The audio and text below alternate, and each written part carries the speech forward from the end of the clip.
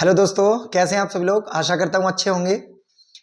और अभी अभी केवीएस का जो रिजल्ट आउट हुआ है एक दिन पहले, तो उसके ऊपर काफ़ी चर्चा चल रही है। इसके साथ ही चर्चा ये है कि सर वेटिंग लिस्ट कब तक आ सकती है, वेटिंग लिस्ट कितनी आती मतलब कब कितनी लिस्ट आ सकती है और किन लोगों का हो सकता है, मतलब किन के चांस हैं कि अभी भी फाइनल सिलेक्शन उनका हो जाए। और इसके साथ ही एक और सबसे बड़ी विडंबना कि बहुत अच्छे मार्क्स होने के बावजूद भी अगर जिनका फाइनल सिलेक्शन नहीं हुआ है और जेन्युइनली बता रहे हैं कि उनका इंटरव्यू बहुत अच्छा हुआ था, पैनल ने इन क्लैपिंग की, वेल डन बोला, है ना। अगर इसके बावजूद भी उनका नहीं हुआ है तो कोर्ट केस करने में कितना फ़ायदा है, क्या हो सकता है उसमें। और एनआईओएस के जो कैंडिडेट हैं, अभी एक आदेश आया था शायद वेबसाइट पे और उसे हटा दिया गया, उन सब पे चर्चा करेंगे। सबसे पहले वेटिंग लिस्ट कब आती है। देखिए पिछले कुछ अगर देखा जाए, रिकॉर्ड्स देखे जाए, इसके हिसाब से लगभग 4 महीने बाद वेटिंग लिस्ट आती है ना। एक बार फरवरी में रिजल्ट आया था, उसके बाद जून में आपका वेटिंग लिस्ट आई थी।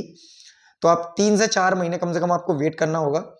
तो मेरा मानना तो ये है कि आप इस वेटिंग लिस्ट का वेट करने से बढ़िया है कि आप दूसरी तैयारी में भी लग जाएं। देखिए अगर आना होगा तो हो ही जाएगा आपका सिलेक्शन। इसके साथ ही आपको ये भी डाउट है कि सर वेटिंग लिस्ट कितनी आ सकती है। तो इसके मैं बता दूं, ये वेटिंग लिस्ट है वो कैटेगरी वाइज आती है हमेशा। यानी जहाँ पे भी मान लेते हैं कुछ ओबीसी के कैंडिडेट ने ज्वाइन नहीं किया, कई जगह पे एससी के कैंडिडेट ने ज्वाइन नहीं किया, या यूआर के कैंडिडेट ने ज्वाइन नहीं किया, तो जिस कैटेगरी में पोस्ट वेकेंट रहती हैं उसी कैटेगरी की आपको वेटिंग लिस्ट आती है।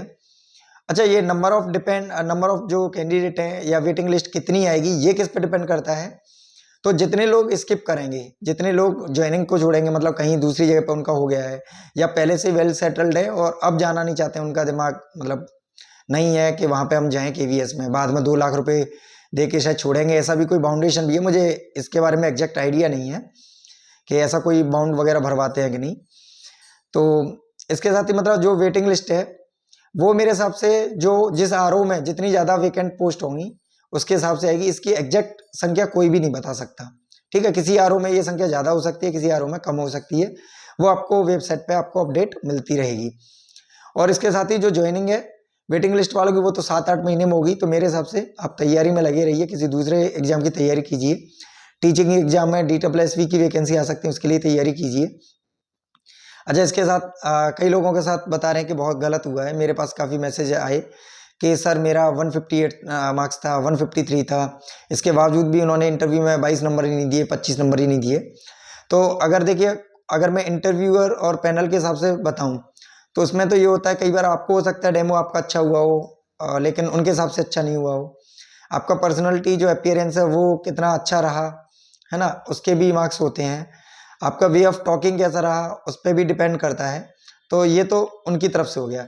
अब जो जेन्युइन कैंडिडेट है वो कह रहे हैं उनका सब कुछ अच्छा रहा, तो उनकी तरफ से भी बात ये रखने का है। तो मुझे लग रहा है कि कुछ पैनलिस्टों ने अगर गड़बड़ की है तो ये बहुत गलत बात है, क्योंकि जब रिटन में नॉर्मलाइजेशन होता है तो ऐसा ही कहीं मेरे हिसाब से इंटरव्यू में भी कर देना चाहिए कि किस पैनल में हायर मार्क्स कितने रहे हैं, लोअर मार्क्स कितने रहे हैं।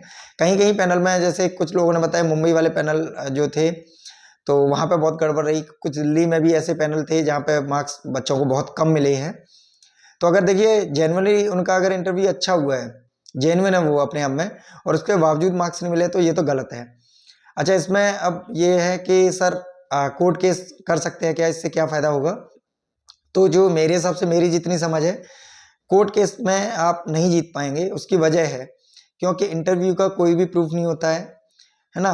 और आपको मतलब शायद ये आपके अधिकार क्षेत्र में भी नहीं है, और मुझे लग रहा है कोर्ट से भी, जहाँ तक मेरा मानना है, वो जो केवीएस ऑफिशियल्स हैं वो भी वही जीतेंगे।